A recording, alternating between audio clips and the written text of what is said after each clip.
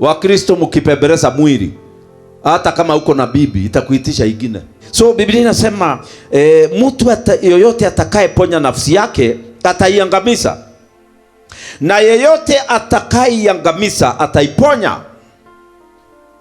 So ukipiga mwili wako, you will save it.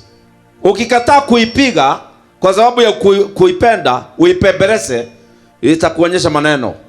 Wakristo mkipembeleza mwili, hata kama uko na bibi itakuitisha ingine.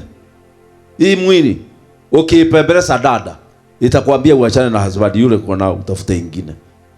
Hii mwili haitakagi kupembelezwa, ni kama kimtoto. Ukipembeleza mtoto sana, atakuonyesha maneno, atakuwa mwizi ama mtu mbaya, ama atakuwa uncontrollable. It's the same with our body.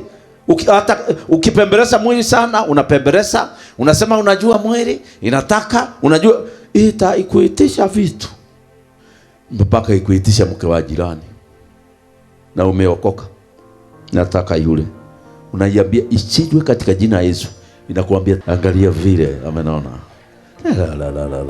Na ni wewe tu umepembeleza mwili hapo na kuipaka mafuta mara nyingi mpaka imeanza kucontrol bebe. If you love the flesh too much, it will take control of your life and it will take you to hell. So live in a way that if the trumpet sounds now, you'll be alert, you'll be aware.